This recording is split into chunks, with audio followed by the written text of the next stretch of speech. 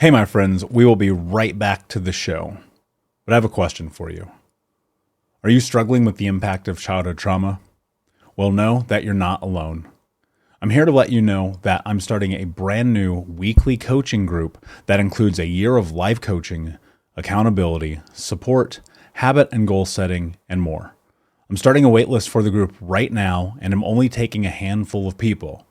And I'll let you know that through this personalized coaching, we'll work together to help you understand how your childhood trauma has shaped your beliefs, behaviors, emotions, and will help you create a roadmap for healing and growth. Right now, you can schedule an absolutely free coaching session with me and get put on the wait list if you go to thinkunbroken.com. My friends, it's your time to turn your trauma into triumph, breakdowns into breakthroughs, and become the hero of your own story. And I'm here to support you in doing that. Just go to thinkunbroken.com to register for a free coaching call with me and to get put on the wait list for the brand new weekly coaching program.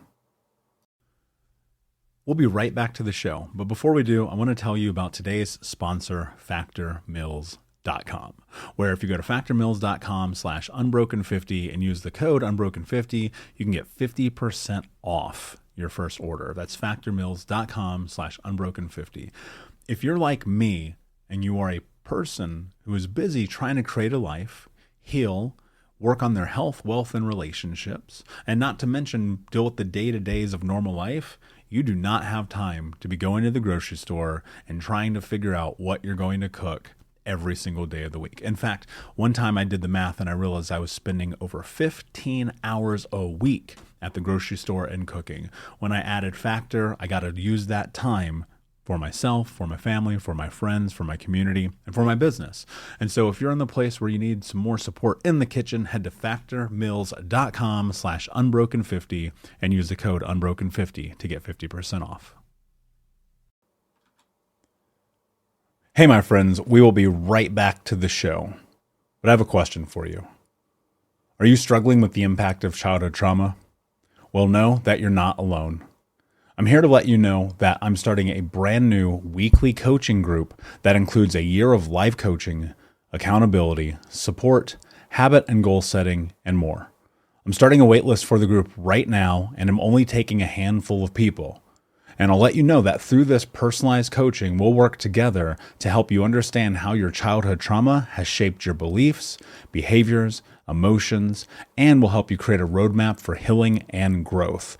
Right now, you can schedule an absolutely free coaching session with me and get put on the wait list if you go to thinkunbroken.com. My friends, it's your time to turn your trauma into triumph, breakdowns into breakthroughs, and become the hero of your own story.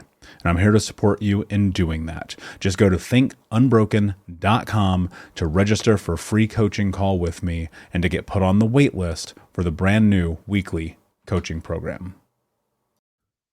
Hey, what's up, Unbroken Nation? Welcome to the Think Unbroken podcast. I'm your host, Michael Unbroken, and this podcast is about helping trauma survivors let go of the past, overcome their fear, discover their identity, become the hero of their own story, and ultimately to be unbroken.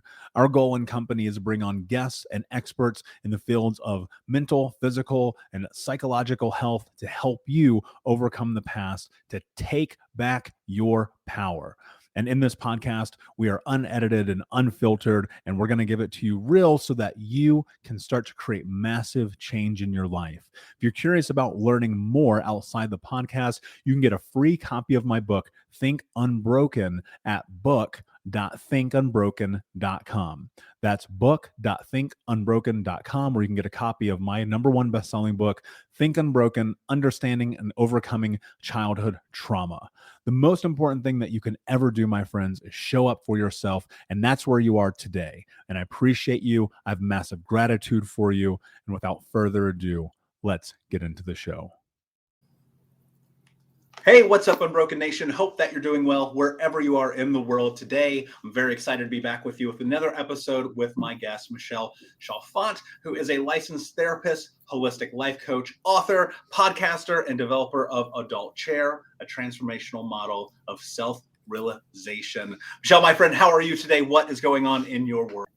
I am wonderful. I am wonderful. Thank you. Everything is good in my world today. It's a peaceful Good. day. It's a good day. I love it. I love those days. I'm glad that you're having a good day. I'm super excited to have you here. It's funny reading your bio. I'm kind of like, oh shit, we're cut from the same cloth. I wonder how she got here. So, out of pure Yeah. curiosity, and so we can give a little context to the listeners, tell us a little bit about your journey and how you got to where you are today. Yeah. And I love your whole message, I have to tell you, because I'm someone that grew up feeling really broken. I had more emotional abuse, I would say, and instability growing up. Um, Grew up in Rochester, New York, with a very enmeshed Italian family. Like everyone was in each other's business, no boundaries. My dad's twin brother hated my mom. There were no boundaries there. There was a lot of drinking. It was just a little chaotic, but also on the outside looking in, people thought, everything was perfect. So I grew up in that, found myself pretty depressed, which again, way back when, nobody really talked about that kind of thing. But in high school, college, I found myself depressed, but functionally depressed. I had a boyfriend, I had friends, but on the inside, I always felt like I was holding on to this secret that I was broken. Actually, I used broken and damaged. So I had two words for myself. I felt like damaged goods. And again, this is way back now in my 20s. And I always also love to help people. So I had my own things that were going on, and then really having this desire to help people. So very naturally, I was always drawn to spirituality. I loved meditation when meditation wasn't even a thing. Thank God, because it saved me. It's really saved my life, honestly. Learning about meditation, I was handed books. This is before the internet, I have to tell you. In the 80s and 90s, there was no internet. But thank God, like friends would say, here, read this book or read that book. And I was like, yes, this is like breath for me. Give me more. So I went on to become a therapist. And along the way, I also really realized or had this idea like, I have such negative thinking inside my head. I think that I hate myself on top of everything else. So what I really need to learn how to do is to love myself. So I went on this quest in my 20s. And I feel like I'll be on this journey the rest of my life because I love to heal and I love to teach others how to heal. And just again, like I met with mentors and took classes and just went on to learn as much as I could from people. And along the way, I was healing. And about 10 years ago, I was working with one of my mentors and we were doing something called chair work. And this is where the whole idea for the adult chair came from. We were doing chairs, and I love chairs. It's just a form of Gestalt therapy. We have empty chairs, and you're putting like personas in each chair. And I was like, oh my God, I love this. So created this model because it helped me so much. And I took everything that I learned over the course of about 25 years and put it into this model and kind of cobbled together a model. It is called the Adult Chair.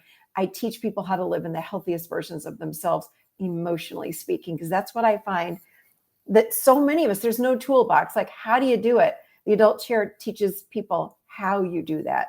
It teaches people how to get unstuck. So that's my whole life story in a couple of minutes there. It's funny. You said something that sat with me for a second. You're like, I'm going to be doing this journey forever. Yeah. And, I think one of the interesting misnomers in this whole process is, and even one of the things I'm really diving into right now is like, there's levels to this shit. Like today, I feel very strong about who I am. And then someone will ask me a question and I'll go, oh shit, I'm questioning everything about who I am. And I think it's really fascinating to be in this position where you're reconciling A, all of the work that you've done, and B, being like, I'm good, but C, okay, wait, there's more. One of the things I'm curious about is, when you go back to being in this position in high school and college, having people recommend books to you, that strikes me as a little bit of, I dare want to call it odd. And the reason why is because there must have been a catalyst for that. Like, how do you get in that position where people are actually offering you things that can help you along your journey? Because I've always been very verbal about what I love, what I'm into. And again, this is back in the 80s and 90s. Not a lot of people were meditating. And I remember one of the first books I was given, somebody handed me the book, oh my gosh, Conversations with God by Neil Donald Walsh. And I was like, oh my God, yes, this is what I've always believed in my whole life. Thank you. I don't know. I didn't really hide how I felt. I'm going to say my whole life, I think I came out of the womb a very spiritual child, which is different for me than being a religious child. I was born and raised Catholic.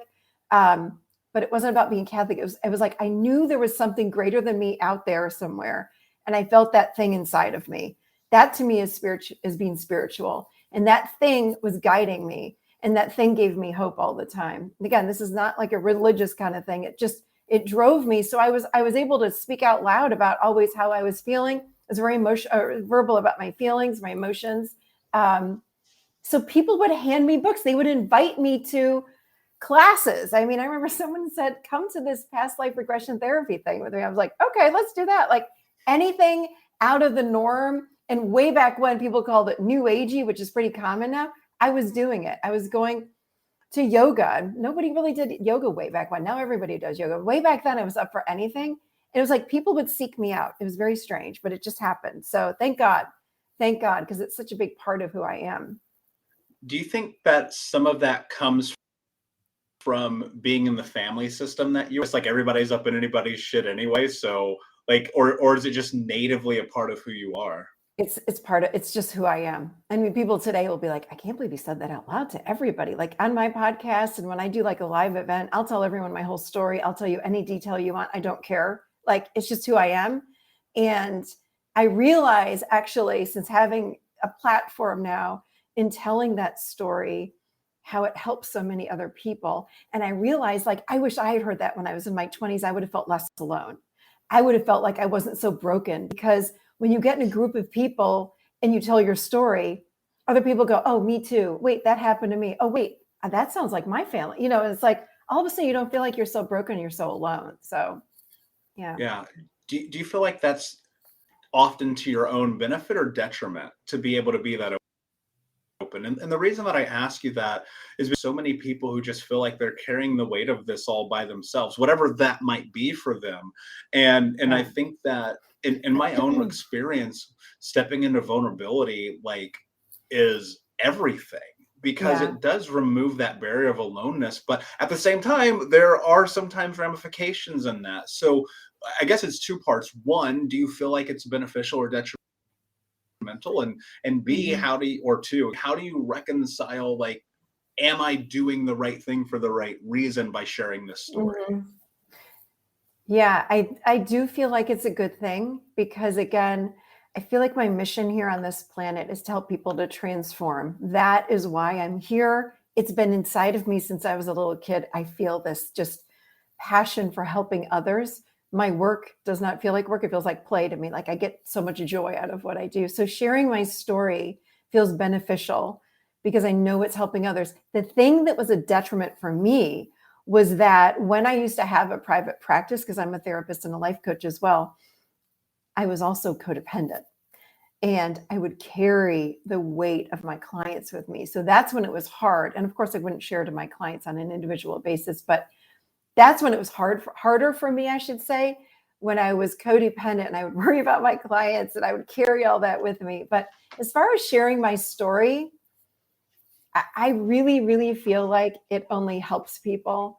And I let go of it. I mean, I'm not sure about, like when you're sharing your story, do you know what I mean? Like it comes through me and I let it go and then we move on. And I'm not tied to that story. It's not who I am anymore. It's part of who I am. It's part of how I got here, and I'm happy for that. But no, I feel like it's a positive. Did I answer both of your questions? I know you had a part one and a part two. I want to make sure I answered both. Yeah, well, I don't think there's a right or wrong, obviously. And I found that the most, I like that you talk about the chair work and it being just this kind of branch of Gestalt, because I found that in my own journey, Gestalt really for me is probably the most transformational type of therapy that I was able to step into. There's something about the practicality of it that I think that maybe other modalities miss out on. For the sake of conversation and those who perhaps formed, kind of take us through the top to bottom of what Gestalt is, what it means, and how it works in the healing journey. Yeah, for sure. If I may, I'm just going to put it through the lens of the adult chair model that I created, if that's okay with you, because it's all Gestalt Please. there, or a big part of it is Gestalt. So Gestalt is all about, really, you hear people use the term the empty chair technique. So you can put different personas or parts of ourselves in these chairs, and it can become your mother, your father, or even a part of yourself. Let's say the perfectionist, let's say it's the victim. And then you can work with those parts, whether they're part of you inside or part of you out, or someone outside of yourself. It's powerful, powerful work. But with the adult chair model, it's based on 3 distinct aspects of your life. It's a whole life journey that we take. So we start out as children. So there's 3 chairs. The first chair is the child chair. It's from the age of 0 to 6. This is when we learn all about true emotions, true needs, spontaneity, passion, intimacy, and vulnerability from the age of 0 to 6. After the age of 6 is when the ego starts to drop in. That is from the age of about 7 to 24-ish. Excuse me. This is what we call the adolescent chair. So really it's from pre-adolescence, adolescence to adolescence. So the adolescent chair is all about ego stuff. So think about, again, victim, codependent, narcissist. This is where we learn not to live in the moment, because the ego always lives in the past and the future. It's always on guard. It's based in fear. This is where we make up stories and assumptions. We really want to go into our heads and we go, I think I didn't get invited to the party because so-and-so doesn't like me, when really we don't know what's true. Really, maybe the email was lost. This is where we are reactionary. This is where we have rage. This is where we defend instead of feeling our emotions. So it's not a bad part of who we are, but it does take some understanding. What we want to do with the adolescent is get to know these parts. The third part of who we are is our adult, what I call the adult chair. This is the healthiest version of self. We move in here around the age of 25-ish. If we had modeling that showed us how to do it, we quite naturally slide into this adult chair. In the adult chair, we are present moment. We live with fact and truth. We're compassionate. We know how to tune into our child part, the inner child, which is where we feel our emotions, and we don't react to them, but instead we process and then we respond. This is where we have compassion, again, for self, for others. This is where we're strong. We can set boundaries. We're very aware in this chair. So that's the goal. So no matter what ailment or what issue that we have, we're able to plug into these 3 chairs. So when I used to have clients, they would come into my office. I'd have 3 chairs that were set up, and I'd say, do a check-in from the chairs. So this is that Gestalt therapy. And I'd have people, let me give you an example. I remember this girl came in and she was hysterically crying. And I said, what's going on? She said, oh my God, I'm going to lose my job. I know I'm going to lose my job. And I said, well, do a check-in from the chairs. And she jumped in the adult chair and she says, I'm going to lose my job. And I said, is that fact and truth? Because from our adult, we live in fact and truth in this very moment. She says that it is true. And I said, how do you know? And she says, well, everyone else that has been hired up to me has been let go, or excuse me, after me has been let go. So I'm next on the list. I said, so is that an assumption that you're getting fired, or is that truth? She says, well, it's an assumption. I said, get over it. You're in your adolescent chair. And she says, oh, wow. Okay. And I said, so that's not true. That's an assumption. And I said, what do we know that's true? And then she said, well, my boss loves me. He says he can't do anything without me. I'm his right hand. She went on. And I said, so we don't even know that you're ever going to get fired. I said, but we do want to be adults about this. So let's go ahead and send a resume out. Let's start thinking through this just in case. As it turns out, she never even got fired. In fact, she ended up leaving on her own because she was always worried about getting fired. But this is how we typically show up from this adolescent chair. We show up from this part of us that lives in fear, that lives in story and assumption that's not even, and when we ask ourselves what's fact and truth, boom, we snap out of that fear, because most of the time that fear isn't real, and that's where we live. Does that make sense? Yeah, 100%. And I think part of my experience in it was reliving and being stuck and trapped in fear of the past, right? And I think that probably holds true for many adult survivors of childhood trauma. About though is, I think there's one thing to have the conversation and to be in that present moment and go, okay, this is the scope in which I'm looking at life. Can I make meaning of that? And then there's everything that happens when you walk out of the office. So from a practical standpoint, one of the things that helped me tremendously was just understanding kind of like the system of change and how you reprogram your brain and how you make meaning of things that are happening in your life. But it took me a while to really hold on to the fact, like, as I was walking down the street, chances are I probably wasn't going to get murdered. So I didn't need to have my keys between my knuckles. Right. Yeah. And I think part of it is just living. Part of it is the experience of going through those things that you are learning and trying to understand in this human experience. But for people who, they go through coaching and they're on the edge, they're on the precipice of feeling like this change that can happen, but they yet remain stuck. How do you start to bridge that gap so that people can actually start to elicit change in their life? We'll be right back, but I wanted to take a quick moment to tell you about the Think Unbroken 6-week trauma healing coaching program. If you go to coaching.thinkunbroken.com, that's coaching.thinkunbroken.com, you can sign up for the 6-week daily Think Unbroken Trauma Healing Coaching Program. In this program, we're going to go over the 6 principles of healing trauma, adaptation, understanding the impacts of trauma, how to become the hero of your own story, what to do next, and ultimately what it means to be unbroken. For more information about this 6-week coaching program, which you can download as an app on your phone and take with you everywhere, no matter where you are in the world, it's interactive. It's built about giving you practical tools that you can use in real time. And if you're ready for what's next in your life, go to coaching.thinkunbroken.com. Again, that's coaching.thinkunbroken.com. Now let's get back to the show. Well, you know what? We use a lot of different techniques within the adult chair model. So one of them is parts work. One of them, another technique that I love is doing inner child work. So when you talk about change, the adult or the inner child work is, in my opinion, like such foundation, because that's where so much of our wounding happens, is while we're in this younger state. So I teach people how to reconnect with the inner child, but the inner child is where all of our emotions are. It's where our true needs are. And we don't know what our true needs are. We know what we want. We don't know what our true needs are. A true emotional need is something like, I need a hug, or I need you to tell me I'm okay, or I need you to tell me that I matter. So when you start teaching people these things, this is where change really starts to happen. So when they leave the office, I give them ideas on how to work with the inner child so they can go home and keep working. And they come back and they go, oh my God, I can't believe it. Like, I've got this relationship with this part of me and it's being integrated and everything in my life is starting to change. I've seen this like thousands of times in my office, like over and over and over again. Just people keep changing just by working with that inner part, because we cut ourselves off from that part when there's trauma. And even if there's not trauma, most parents don't reflect back to us, hey, Michael, what are you feeling today? Or how does that make you feel when so-and-so? Or that doesn't happen, or that didn't happen, at least. I don't know about parents today. I think they're getting a little better at it.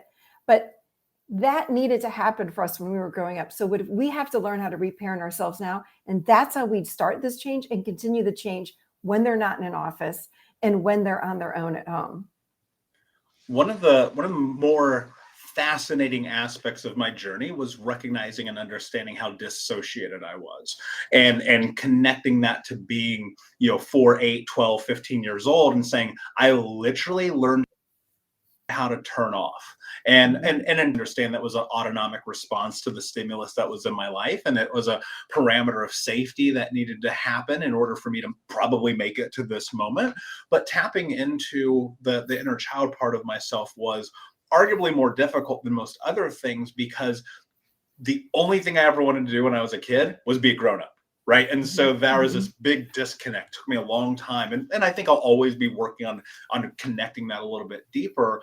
But for practicality's sake, can you give us a couple of examples of things that people who are listening right now, where they're like, I'm very disconnected from the reality of my emotional state? What are 1 or 2 things that they could do or think about or contemplate to start to rebuild that, or even for the first time, build that relationship with themselves?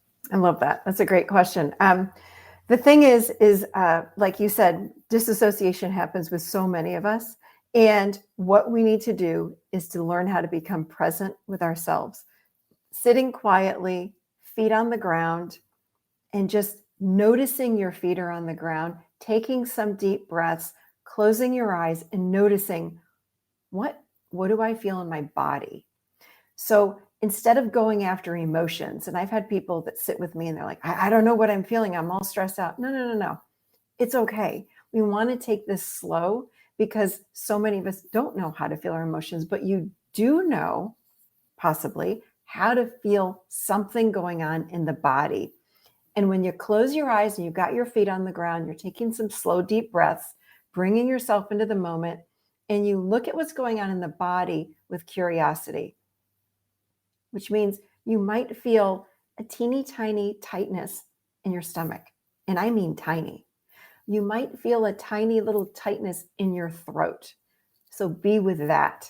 Those are emotions that you're feeling physically, and that's perfect. This is a phenomenal place to start.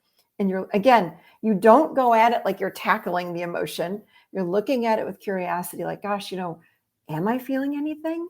Maybe. Let me close my eyes and check. And you close your eyes. You might feel your shoulders start to come up a little bit. That's something too. So we start there. You don't have to label the emotion, but you just tune into the physical body and then you be with whatever you're feeling. So if you have a little teeny tiny knot in your stomach or your shoulders or whatever it is, sit with it, be with it, feel it, and just breathe. That's it. You don't have to do anything. But what happens is when you give attention to that emotion, physically speaking, it moves through you. In fact, emotions only last 90 seconds when you're in them. The reason that they last longer is that we make up a story about the emotion, which drags it out longer and longer. But when you're purely feeling an emotion, it moves through. And I've worked with, I've lost track of how many people that say, I can't feel. I'm like, let's just get curious about the body. They'll feel something, we be with it, and it moves through every single time. I've never had someone not be able to do this, but it's slight. And that's why I invite people to close their eyes. Just get inside the body. If you don't want to close your eyes, you don't have to, but tune in what's going on. And when you can tune into that, you can start feeling your emotions and it builds from there. So that's a great way to start. Great place to start. Yeah. And I think it's important too, to not run from it. Right. And I think that's the really scary part of this whole thing is, I recall when I first got deeper into this side of the work where, 6-7 years ago, I'd be in the therapist's office and he would say, okay, go through this process, blah, blah, blah, blah, blah. What do you feel? I'd be like, nothing. Right. I'm just like emotionally shut off in this really intensive way because it's safety. And you talk about this idea of letting go. How do you let go while understanding that the physiological response that you are not experiencing is built into an autonomic response of safety? Because I think what happens is people are just like, it is so native. Let me run through this in my perspective as someone with like an A score, really had fucked up childhood, right? So I would be in this place where the emotion would just rise to this place and I'd be like, no matter what, it's going away. Happiness, sadness, joy, fear, love, lust, guilt, shame, whatever. And at one point I thought, and you've probably experienced this with clients as well, I was like, oh, I must be a sociopath because I feel nothing. Yeah. And I know there are people having that experience and they're hearing you and they've heard me or they heard me and they've listened to hundreds of these episodes so far and they're still like, I don't know what the fuck to do. So when you're in this position and you're just so deep into the autonomic, conditioned into subconsciously, and someone says to you, well, just feel the emotion. And I'm like, I can't because it's fucking turned off. Yeah. How do you do that? What I would do is put something on your lap, in my office, I used to have a really heavy little, like the size of a little pillow, like a bean bag, or you can take some heavy books and you put them on your lap for weight because you want to ground yourself. You want to keep yourself somehow in the body. I remember working with people too. I would say, okay, go stand up against the wall and push against the wall as hard as you can. Then what comes out? And I mean, I remember working actually with a lot of men and they would just start screaming. And I said, what's going on? They're like, I feel anger. I feel rage. Great. Let it. And I had in my office soundproof walls. So it was fabulous. And they would just start screaming. And I loved it. And it was amazing because just standing and pushing on a wall and having some kind of resistance let so much come out.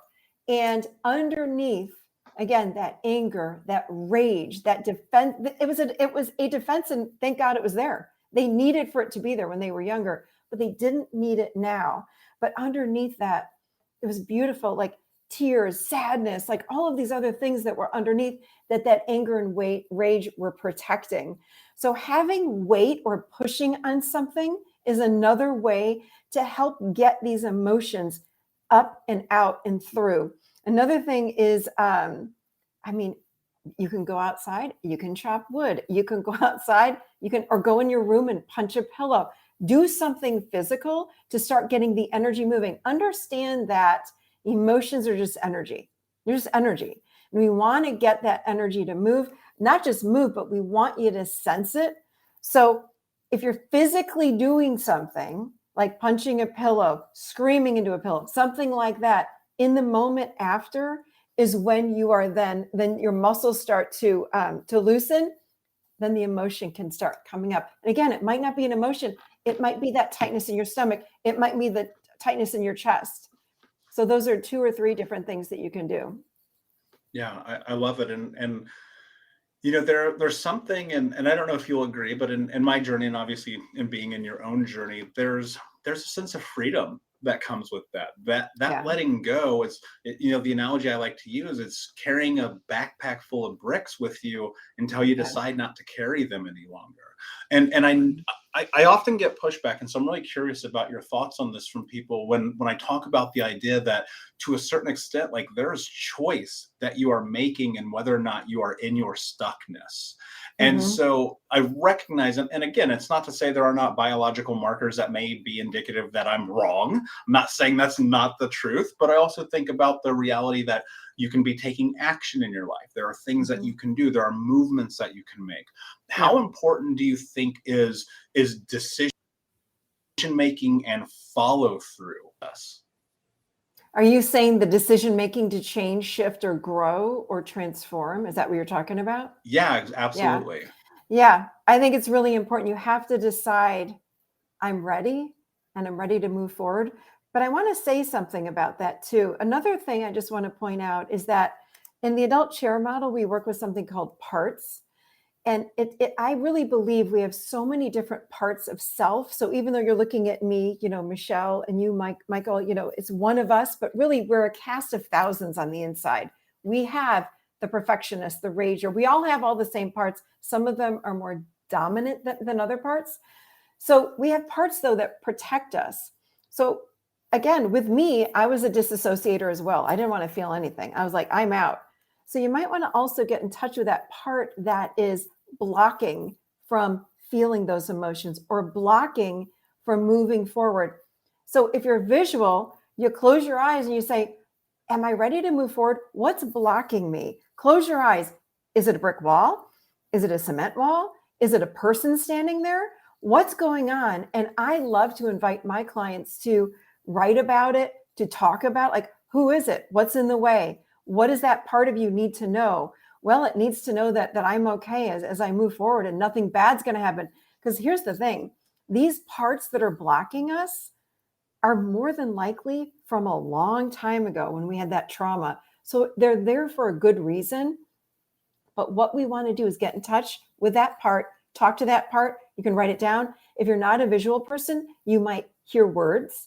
If you can't hear words, you're going to sense something. Like you might say to yourself, I don't know what it is, but something's telling me not to move forward. So we use these words from our parts all the time. So pay attention. Something's telling me not to move forward. What's something? Who is it a person inside of you? Is it a part? Is it a wall? What is it? So you start talking to that part. That's so helpful with, again, feeling the emotions or making that decision to move forward. Because maybe you can't make that choice to move forward because there's a part that's saying, no freaking way are you going to move forward. This is too scary. And what you have to do is then educate that part. So you say, hey, guess what? I'm however years old that you are today. Like, hey, I'm 40 years old. I'm not 6 anymore. I'm not 10 anymore. I'm 40 and I can do this. I'm safe. And then that part goes, oh my God, I didn't even know. What? You're 40? I thought you were 7. No. And then what you find is the resistance starts to go away. So these resistant, quote unquote, parts of us, they're real. And if you feel that, I encourage people to turn toward it. You can't ignore it because it's going to be there until you pay attention to it and give it attention and talk to it and figure out why it's blocking. And when you're having that conversation, and let's call it self, right? So your fear is future. And I think for a lot of people, unfortunately, the fear is success. The fear is, do I deserve to have the life that I believe I'm capable of having? It's the narrative ingrained in you from all of the experiences leading up to this moment. There's this huge part of you is like, I want to start that podcast, write that book, ask that person out, quit that job, do that, whatever it is, that thing that keeps you awake at night. And yet you're still in consummate battle with self. So even through the acknowledgement and having the conversation and noticing and bringing presence and awareness to it, yet you still are in this place of stuckness. How do you navigate that? Because I see and I've felt and I've heard, and my own personal experience even is, you're like, I have gone through the process of understanding the pros, the cons, the up, the down, the left, the right of every single thing that happened on the backside of this decision. And in my heart, my soul, my spirit, I go, I know I have to do this. And then it's 9 months. How do you actually create that forward momentum? Well, I would do what I was just talking about, which is parts work. Parts work is huge. I would ask, like, if you were blocked, I would say to you, okay, what does it feel like? What does it feel like to want to move forward, but you're not moving forward? What is blocking you? Is it something inside of you? Do you get an image? Yeah, I see a brick wall. Okay, let's talk to that brick wall. What does it want you to know? It's there for a reason. Ask it what its purpose is.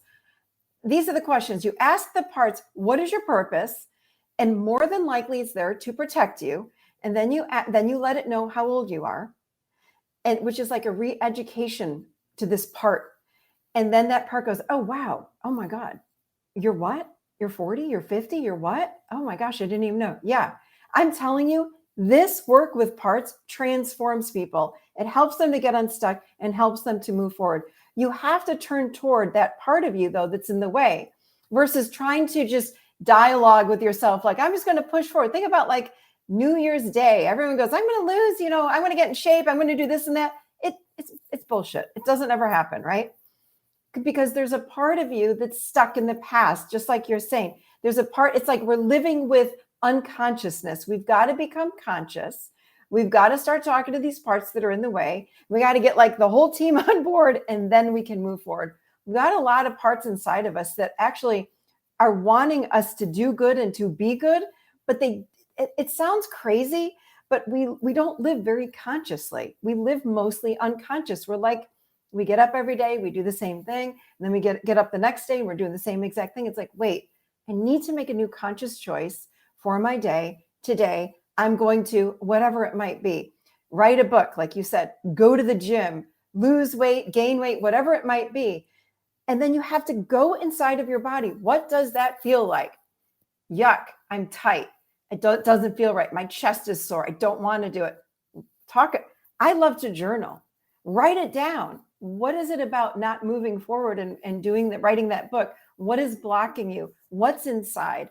You have to turn toward the thing that scares you. Turn toward what's blocking you. I love that. The first thing I write down, and I write in my journal every single day, is face fear. And what's so fascinating to me is like, I don't know what that fear is going to be today. I have no actually anything, but I often get stuck in this idea that if I don't, and maybe this is a good stuckness, that if I don't face it, my life is not going to be what I believe it's capable of being.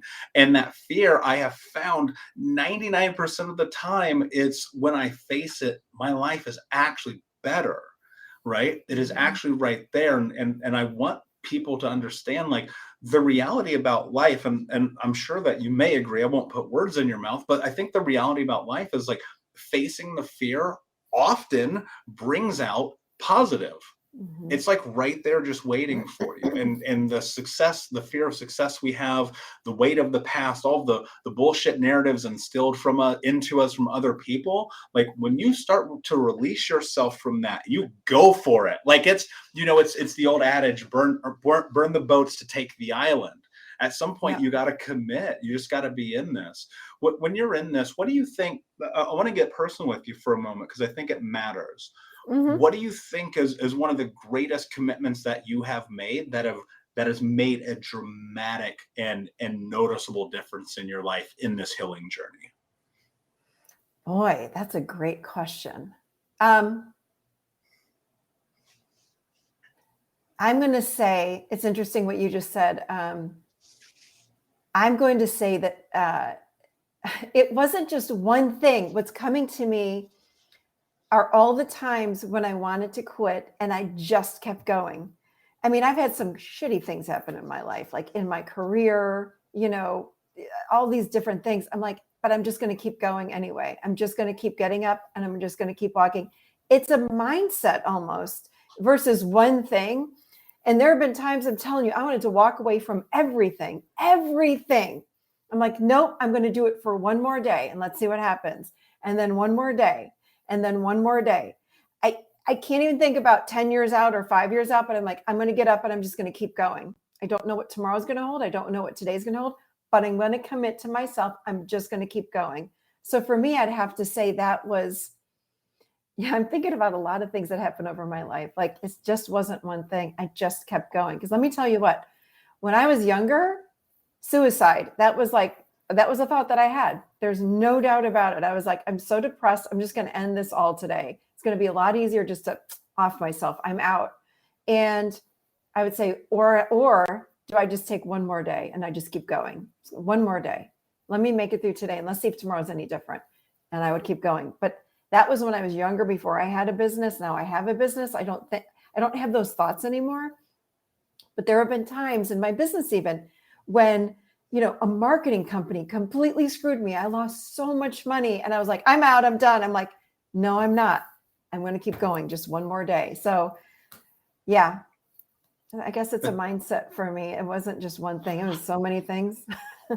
Yeah, that's really beautiful. I'm right there with you. And I think that, ultimately it is. And you hear it all the time and it becomes nonplussed, but people are like one day at a time, but it's so true because you can't do anything about tomorrow. You can't do anything about 5 seconds ago. I cannot take back anything that's happened ever in the history of my life. The only thing I can do is try to do this moment. And, Right. and there's something really beautiful about being present. Like if you can get to that place, like it really does feel like a huge game changer. Like even if you're listening to this right now, I dare you, turn off your fucking phone. I dare you. Go and just be present in the world today and see what happens, right?